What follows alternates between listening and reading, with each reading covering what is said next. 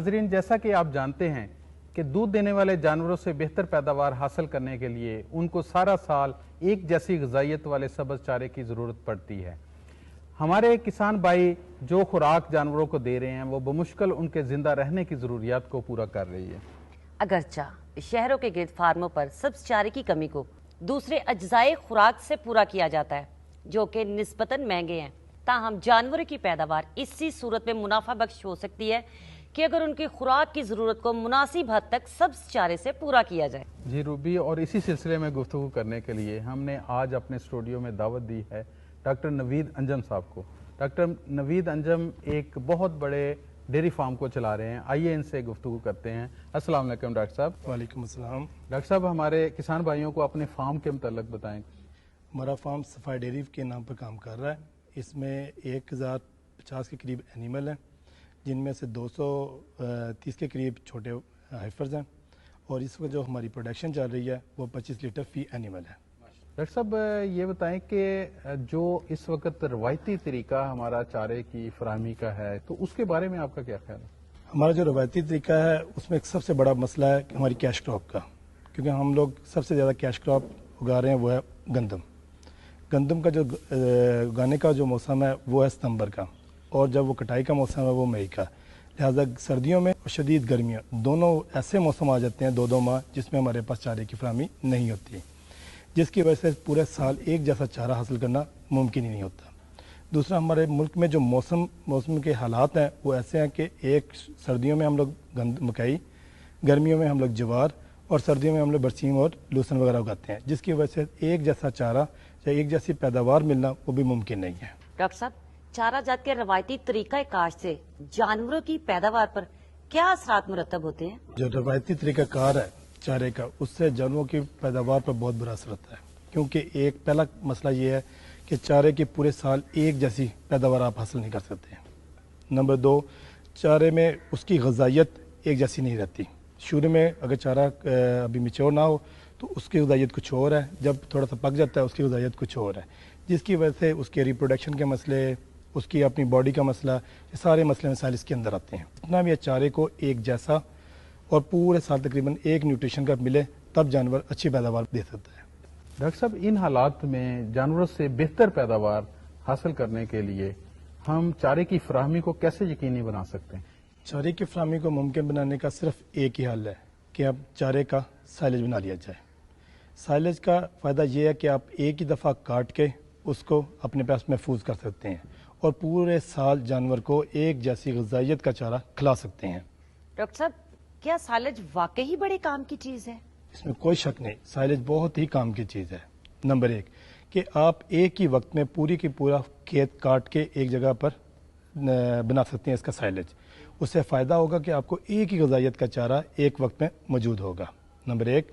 Number 2, गर्मी हो या सर्दी, बारिश हो या कुछ भी हो, किसान भाई बड़े आराम से उसमें से साइलेज निकाल कर आसानी के साथ अपने जानवरों को खिला सकता है।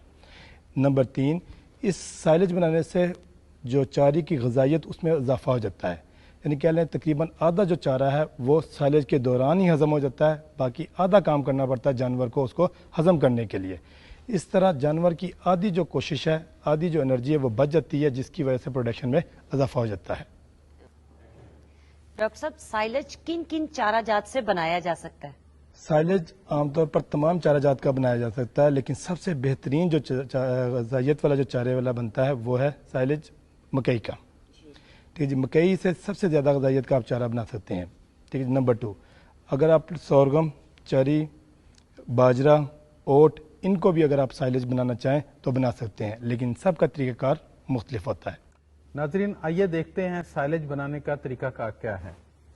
साइलेज बनाने के लिए जरूरी अज्जा: तैयार फसल, मकई, जवार, बाजरा, फसल काटने वाली मशीन बमा ट्रैक्टर 1 अदद, कुतरा करने वाली मशीन 1 अदद, बंकर फसल के मुताबिक, फसल के दबाव के लिए ट्रैक्टर 1 अदद, अफरादी कुवत 4 अफराद, पॉलिथीन शीट बंकर के साइज से 10% ज्यादा, नमक कुल फसल का 1%।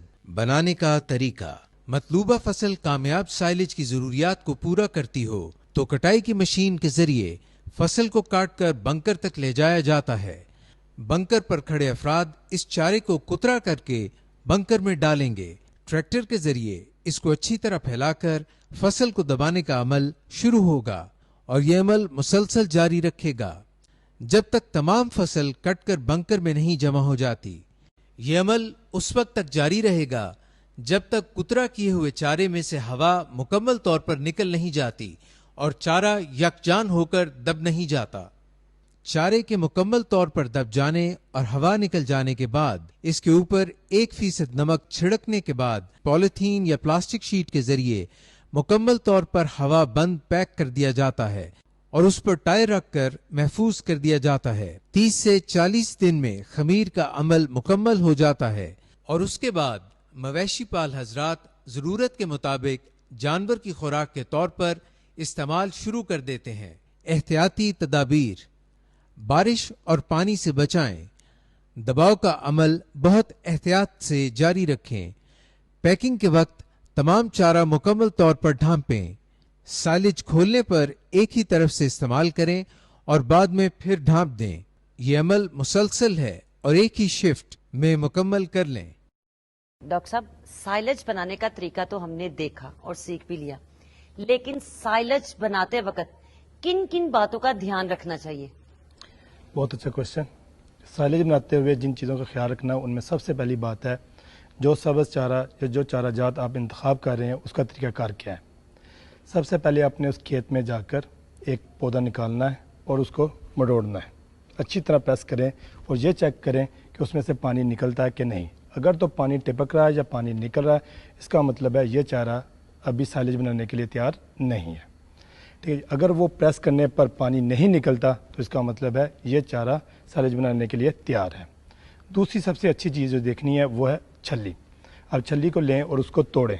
तोड़ने के बाद उसके सेंटर को चेक करें कि उनके दरमियान मिल्की लाइन डेवलप हो गई है कि नहीं। अगर मिल्की लाइन का ना पता चले तो सिर्फ छल्ली के दाने को दबा के देखें। अगर दबाने पर वो छल्ली का दाना फट जाए तो इसका मतलब है छल्ली तैयार है साइलेज बनाने के लिए।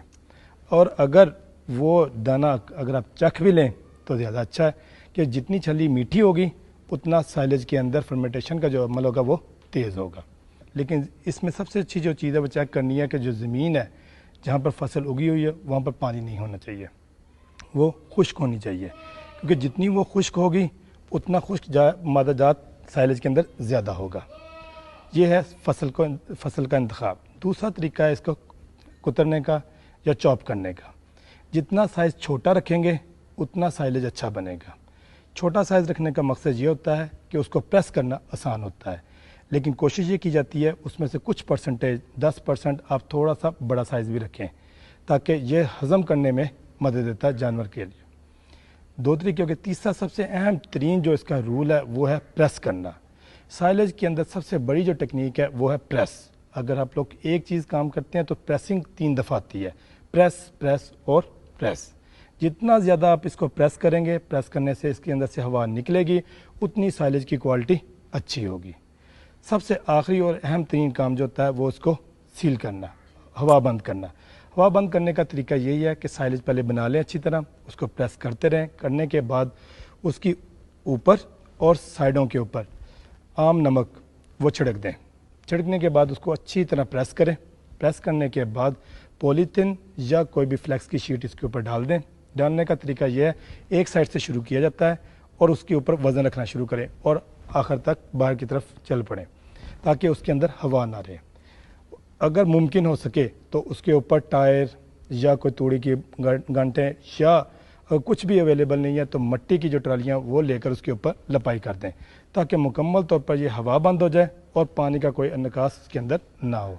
जितना ये हवा बंद होगा उतना इसके अंदर फर्मेंटेशन का अमल तेज़ होगा, उतनी इसकी क्वालिटी अच्छी होगी। बहुत अच्छे डॉक्टर साहब, बड़े खूबसूरत अंदाज में आपने समझाया। काश के हमारे किसान भाई ये प्रोग्राम गौर से देख रहे हो और उनकी समझ में भी ये बात आ जाए।